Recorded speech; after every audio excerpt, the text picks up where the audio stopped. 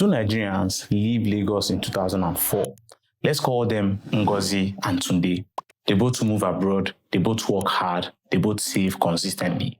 And every few months, they both send money back to Nigeria. 20 years later, Ngozi has quietly built extraordinary wealth back home. Tunde, on the other hand, has spent almost the same amount of money over the years. But he's still asking himself one question: where did it all go? I mean, same country, same generation. They both invested in Nigeria, yet one came out far ahead of the other person.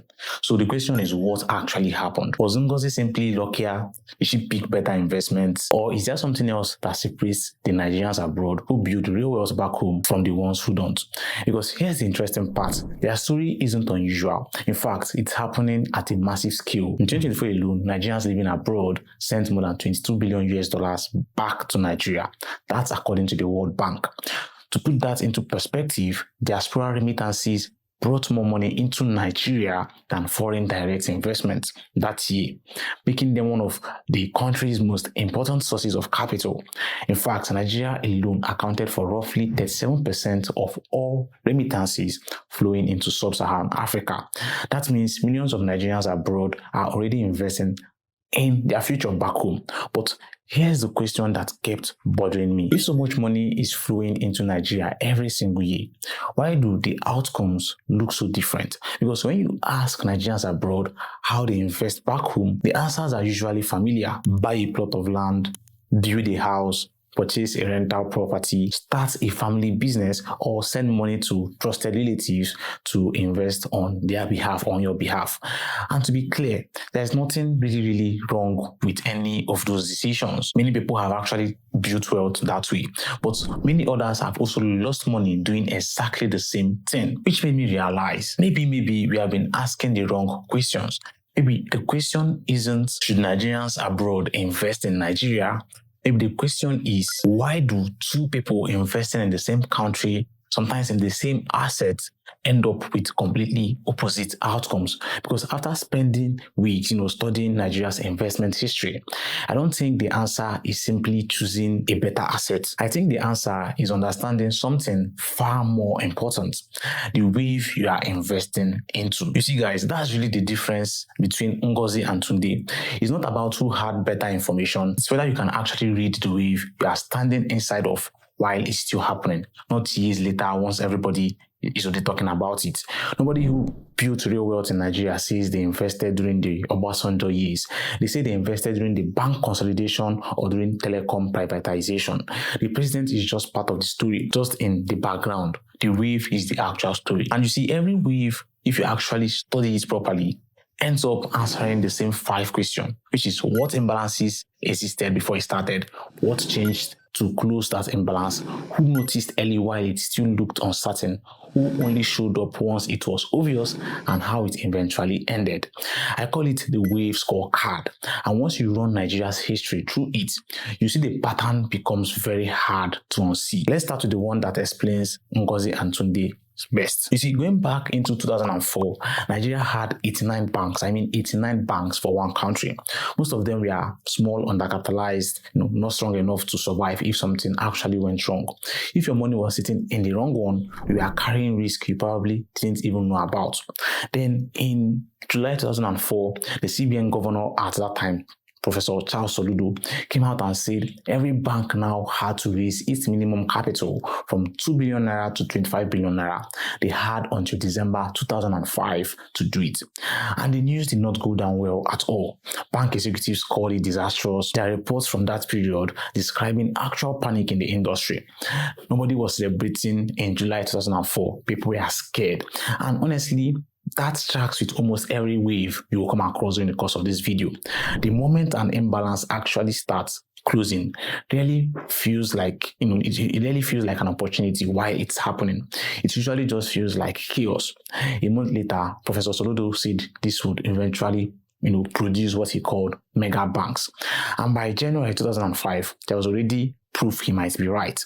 Standard Trust Bank and UBA announced they were merging, and journalists at the time called it the first major fruit of the reform. Ngozi made her move somewhere around this period. You see, Let's say she was already in London by then. I mean, the location doesn't really matter, but she was abroad basically. What mattered was she still had one eye on Nigeria while she was in the diaspora.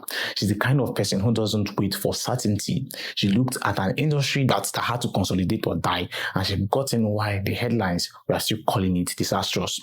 And the market ended up backing her. At the end of 2003, before any of this started, the index closed at just over 20,128 points. By the end of 2004, it closed at 23,844 points. By the end of 2005, once the recapitalization deadline had passed, it ended at 24,085 points. Then it really took off by March the 5th, 2008. It hit an all-time high of 66,371 points from that end of 2005 number to the 2008 peak. So barely 2 years, the market nearly tripled. The banks that survived that consolidation as the strongest ones are the names you already know today. I mean, Zenith, GT, Access, UBA, First Bank. In fact, Access in particular built a reputation in that period as an aggressive acquirer, picking up weaker banks one after the other. Ngozi was already in by this point, riding the same climb as everyone else. From London, all she had was the same headlines everyone else had. Banks doing well, markets up again. Underneath that rally though, you see, something else was going on. Banks had started lending people money specifically to buy shares. A lot of that money was flowing straight back into the same banks that lent it out. So the banks pushing the rally were also the ones financing it. The CBN eventually took notice of that. As far back as October 2005, they were already asking whether the market could actually handle everything pouring in. And they kept pulling excess cash out of the system or the economy, trying to slow things down. None of that stopped it. The rally kept climbing, funded more and more by borrowed money instead of real demand. This is the part that is actually hard to see from abroad. The headlines don't tell you why the market is going up. It only tells you that the market is going up. Ngozi got out around here. She read why the wave started, and she could see the reason for it wasn't the same reason it was still climbing. Tunde, on the other hand, came in right around that same point. 4 years into life in Toronto, by then he saw the exact same headlines Ngozi had. Markets still rising, everyone talking about mega banks and record highs in the stock market. He wasn't really asking why it was going up. He just saw it was going up and he wanted to come and invest. Then March 2008 happened.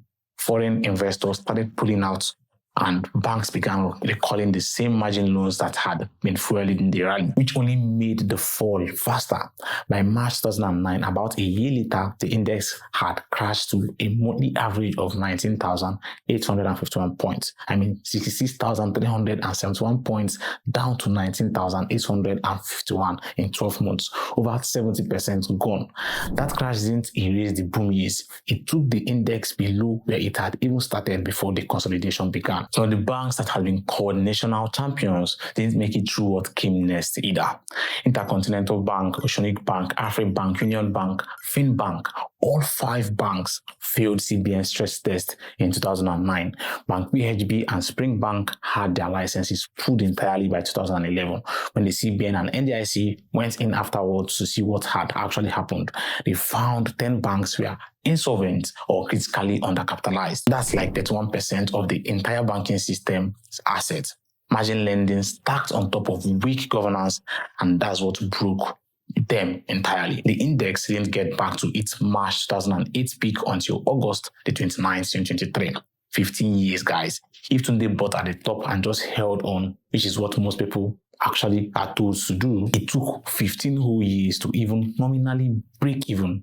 And that's before inflation, before years of naira devaluation, before you ask what his money could actually buy by the time it came back. The same wave, guys. Sometimes literally the same banks. Ngozi read the imbalance early enough to get in, and she read the warning signs early enough to get back out before the crash. Tunde got in once it was already obvious. He missed every one of those same warning signs and held on right through the crash. This wasn't just a banking thing either. Telecom, oil, and eventually the power sector all went through their own versions of it. Now, it seems like we are seeing that same imbalance happen again. And here's why. In March 2024, the CBN went back to the banks with almost the exact same move Soludo made in 2004. Every bank had to raise its capital again. 500 billion naira this time for the international ones, 200 billion naira for the national ones. deadline being the 31st of March 2026. And guess what the first reaction looked like? Same as 2004, banking stocks on the NGX fell close to 27% within weeks of the announcement. GTCO went from around 52 naira down to 34. Assets holding dropped almost 30%. People were scared of all the new shares it would take to raise that kind of money. Then the deadline actually got close and the whole story changed. By the end of March 2026, 33 out of 37 banks had hit the new number, over 4.65 trillion naira raised across the industry. The market didn't just recover, it exploded, up close to 29% in the first 3 months of 2026 alone, and by July, up close to 60% for the year. Insurance is the next deadline happening around July 31st, 2026, and it just passed as I'm putting this video. Companies in that sector, needed between 10 and 35 billion naira, depending on what kind of insurer that they are. After that comes everyone who actually runs the stock market itself. I'm talking about the stockbrokers, the dealers, fund managers, even the registrars.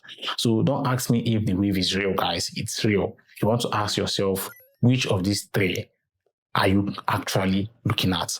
And ask yourself honestly right now whether you are behaving more like Ngozi or more like Tunde. It's obvious that there is a pattern, because most waves you have just seen started with a government decision, a regulator, a law with a deadline attached. But again, that's really not the only way a wave starts. Though sometimes it's just one person with more information than everyone else deciding to move before there's even a story yet. And to catch that wave, you just copy that person immediately that starts the wave. Checking out. Now, an example of that kind of person is Tony Elumelu. You see, Mr. Tony Elumelu has his own pattern. If you actually watch him closely, he doesn't really go where the noise is. He goes where the ownership actually matters. I mean, energy, banking, infrastructure, the kind of assets that basically runs a country.